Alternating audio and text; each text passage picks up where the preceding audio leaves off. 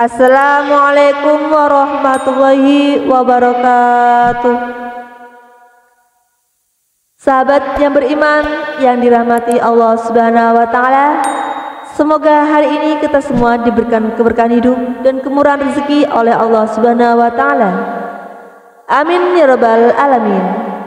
Kali ini cerita para wali akan berkisah tentang kisah Nabi dan Palestina dalam Islam.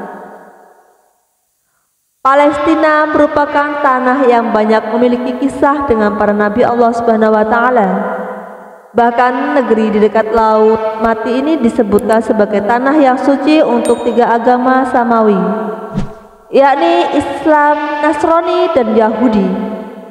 Palestina juga ditempatkan Allah di lokasi yang cukup strategis hingga membuat wilayah ini memiliki daya tarik tersendiri baik dari segi sosial hingga penunjang ekonomi. Dalam Al-Quran surah Al-Ma'idah ayat 21 terdapat seruan dari Nabi Musa alaihissalam untuk kaumnya dengan arti, "Wahai kaumku, masuklah ke tanah suci Baitul Maqdis yang telah Allah tentukan bagimu dan janganlah berbalik ke belakang. Karena takut kepada musuh, nanti kamu menjadi orang-orang yang rugi." Ada banyak sekali versi sejarah yang menceritakan tentang wilayah Palestina ini. Sayangnya tak sedikit pula versi yang justru menyimpang dari apa yang telah ditetapkan Allah Subhanahu wa taala. Mulai dari kitab Taurat dan Injil yang tidak mengalami perubahan hingga Al-Qur'an yang diturunkan kepada Rasulullah Shallallahu alaihi wasallam. Semua menyebutkan hal yang sama tentang Palestina, yakni sebagai tanah suci serta tidak ditemukan sama sekali wilayah bernama Israel. Membahas tentang wilayah Palestina, asal muasal dan nabi yang terhubung dengan daerah ini sebenarnya bukan hanya terhenti dari Nabi Yakub alaihissalam. Namun kita bisa menarik lagi nasabnya ke atas hingga bertemu pada kisah Nabi Nuh. Palestina merupakan sebutan untuk wilayah yang sejak 2500 sebelum Masehi didiami oleh suku Kan'an. Penamaan bangsa ini sesuai dengan orang pertama yang menempatinya, yakni Kan'an. Ia merupakan anak dari Ham atau saudara dari Kan'an, yang sama-sama merupakan anak dari Nabi Nuh alaihissalam. Ham menamai anaknya sama seperti saudaranya Kan'an yang mungkar terhadap ajaran Nabi Nuh untuk mengenangnya. Bangsa Kan'an ini kemudian memiliki keturunan yang disebut dengan Kananiun atau dalam bahasa Inggris disebut dengan Kanatites. Daerah yang mereka kembangkan tersebut atau tanah Kan'an kemudian dikenal dengan sebutan wilayah Palestina. Karena di dalamnya juga terdapat suku yang menempati wilayah barat daya, yaitu suku Filistin. Barulah kemudian dimulai kisah-kisah Nabi yang lebih banyak terhubung dengan Palestina, mulai dari Nabi Ibrahim dan seterusnya. 9 kisah Nabi dalam Islam dan Palestina. Yang pertama, Nabi Ibrahim alaihissalam. Kisah paling terkenal tentang Nabi Ibrahim alaihissalam adalah tentang perintah Allah Subhanahu wa taala untuk menyembelih putra terkasihnya Ismail. Selain itu juga ada kisah populer lain, yakni pertolongan Allah yang membuatnya masih tetap hidup saat dibakar Namrud hidup-hidup. Nabi Ibrahim alaihissalam masih merupakan satu garis keturunan Nabi Nuh alaihissalam, tepatnya dari putra beliau yang bernama Sam. Melalui ayah Ibrahim yakni Terah bukan hanya menurunkan satu garis kenabian Ibrahim, tetapi juga ada Lut yang merupakan putra dari Haran, saudara Ibrahim. Sehingga bisa dikatakan bahwa Lut merupakan keponakan Nabi Ibrahim alaihissalam. Nabi ke-6 dalam Islam ini lahir di kota Ur yang berada dalam wilayah Babilonia atau sekarang terkenal dengan sebutan Irak. Singkat cerita, ia bersama keluarga menyeberangi sungai Efrat menuju tanah Kan'an. Nabi Ibrahim ditugaskan oleh Allah Subhanahu wa taala untuk berdakwah, salah satunya ke negeri Syam atau Palestina, dan disinilah beliau bertemu dengan Sarah serta menikahinya. Sejarah mencatat bahwa Nabi Ibrahim alaihissalam juga dimakamkan di Palestina, yaitu di Masjid Ibrahim Al-Khalil, Hebron, Palestina. Kedua, Nabi Ismail alaihissalam. Nabi kedua yang diimani oleh umat muslim dan memiliki catatan sejarah dengan tanah Palestina, yaitu putra tertua dari Ibrahim, yakni Ismail. Semasa penantian Ibrahim memiliki buah hati bersama Sarah, beliau menikah dengan Hajar dan dikaruniai putra yang bernama Ismail. Ketiga, Nabi Ishak alaihissalam. Nabi Ishak alaihissalam atau dalam istilah Nasrani dan Yahudi menyebutnya dengan Ishak, merupakan putra Ibrahim bersama Sarah. Ishak berarti yang menggembirakan, sebagaimana firman Allah Subhanahu wa taala dalam surah Hud ayat 71. Dan istrinya berdiri di balik tirai, lalu dia tersenyum. Maka kami sampaikan kepadanya berita gembira tentang kelahiran Ishak, dan dari Ishak akan lahir putranya Yakub. Meski beliau tidak tinggal sampai akhir hayat di Palestina, tetapi disinilah tanah kelahirannya. Sebagaimana yang disebutkan sebelumnya bahwa Palestina menjadi kota bertemunya Ibrahim dan Sarah. Sedangkan Sarah sendiri merupakan anak dari Haran, sehingga tak lain dapat dikatakan keponakan dari Ibrahim. Keempat, Nabi Yakub alaihissalam.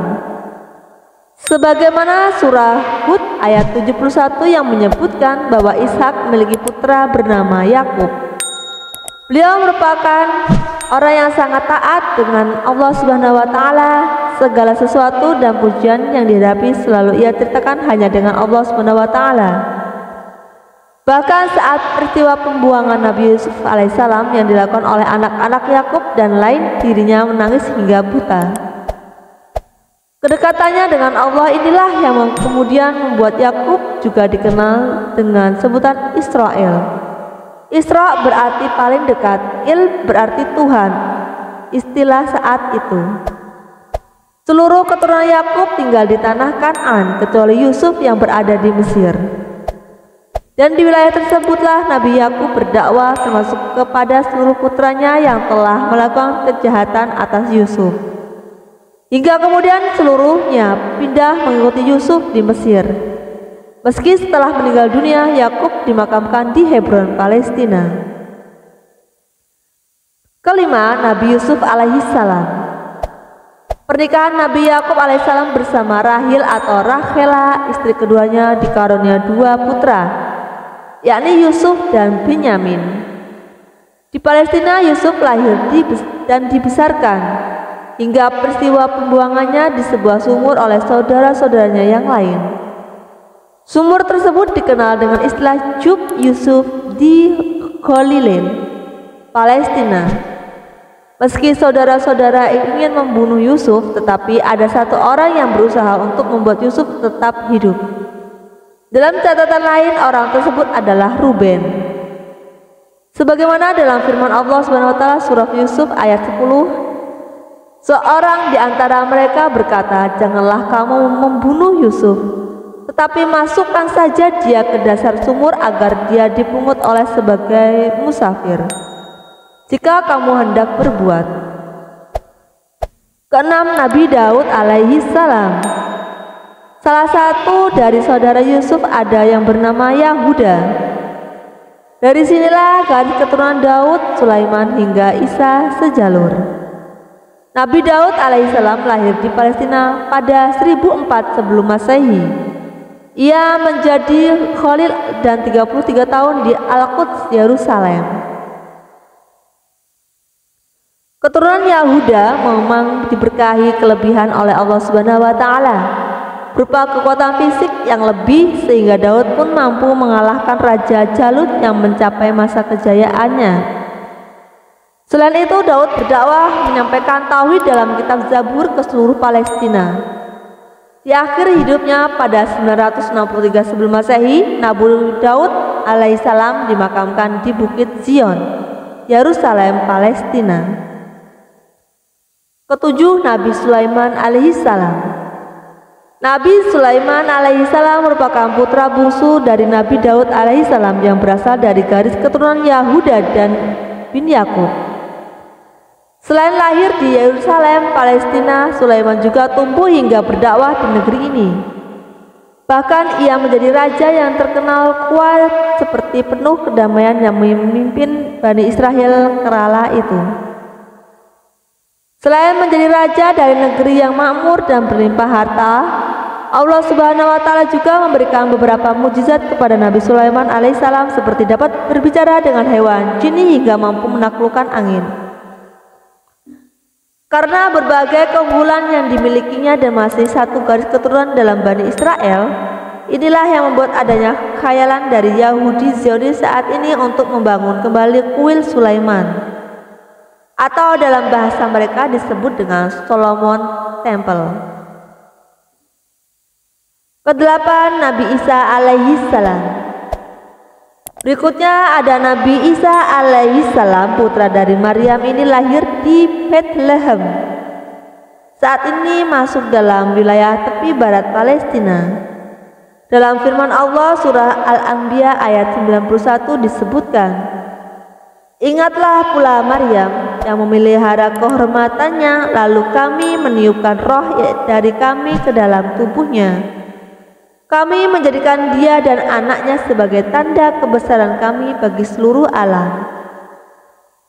Berbeda dengan Islam yang memuliakan Maryam, orang Yahudi justru mengolok-oloknya dan berkata bahwa Isa lahir dari hasil zina, karena tidak mungkin seorang wanita dapat hamil tanpa seorang ayah. Pertolongan Allah Subhanahu wa Ta'ala datang dengan memberikan Isa kecil mukjizat untuk dapat berbicara bahwa apa yang mereka tuduhkan semuanya adalah dusta. Semasa hidupnya Isa berdakwah untuk Bani Israel. Beliau merupakan nabi yang tidak menikah, bahkan ketika diangkat oleh Allah Subhanahu wa Ta'ala kembali ke surga. Kesembilan, Rasulullah Shallallahu alaihi wasallam. Penutup dari semua nabi yang memiliki kaitan dengan Palestina adalah Rasulullah Shallallahu alaihi wasallam. Dalam perjalanan Isra Mi'raj yang dilalui oleh Rasulullah Shallallahu alaihi wasallam, beliau singgah di Palestina, bahkan juga memijakkan kaki untuk pertama kalinya di Qubat al-Sakhra, atau yang dalam era kini dikenal dengan Dome of the Rock. Bangunan ini merupakan salah satu dalam kompleks Baitul Maqdis. Wallahu a'lam bishawab. Assalamualaikum warahmatullahi wabarakatuh.